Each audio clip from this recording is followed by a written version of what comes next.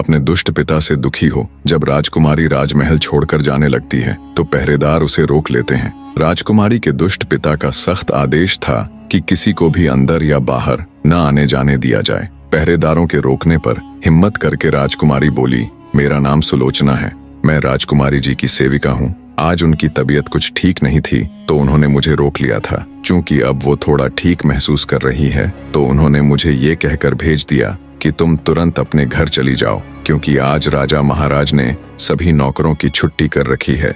अगर तुम यहाँ रुकोगी तो उनके आदेश की अवहेलना होगी।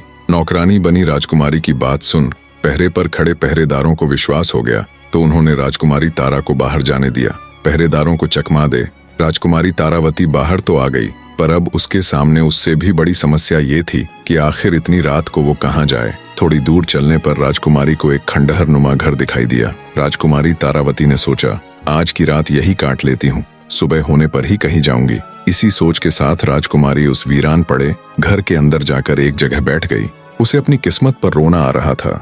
कहा तो वो महलों में रहने वाली राजकुमारी थी और कहा अब अपने उस दुष्ट पिता के कारण खंडहरों में रात काटनी पड़ रही है।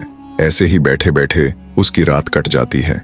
जब सुबह का थोड़ा उजाला दिखा तो राजकुमारी फिर से चल पड़ती है। उसे इस बात की चिंता भी थी कि अगर उसका दुष्ट बाप उसके कमरे में आया तो उसके वहां न मिलने पर उसकी खोज शुरू हो जाएगी। इसलिए वो जल्दी से जल्दी जितनी दूर हो सके जाना चाहती थी। राजकुमारी तारा पूरी तेजी के साथ दिशाहीन आगे बढ़ती जा रही थी। इधर जब सुबह हुई तो जैसा राजकुमारी ने सोचा था वैसा ही हुआ। राजा मदनपाल सुबह होते ही उसके कमरे में आया। जब उसे वहां राजकुमारी नहीं मिली तो उसकी छाती पर तो सांप सा लेट गया। पूरे महल में राजकुमारी की तलाश की गई पर वो कहीं नहीं मिली। मिलती तो जब वो वहां होती। निराश राजा मदनपाल हाथ मलता रह गया। चलते चलते राजकुमारी तारा जब थक गई तो पास ही दिखाई दे रही एक नदी के किनारे थोड़ी देर विश्राम करने के लिए बैठ गई। प्यासी राजकुमारी जब नदी से पानी पीने लगी तो उसे पानी में अपनी परछाई दिखाई दी।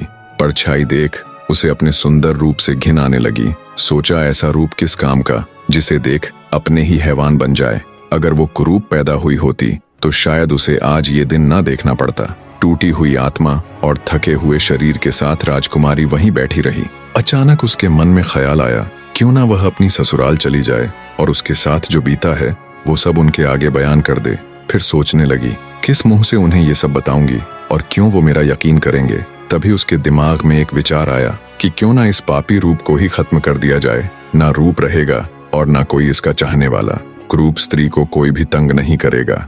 इसी सोच के साथ राजकुमारी तारा ने अपने पूरे शरीर पर कालिख पोत ली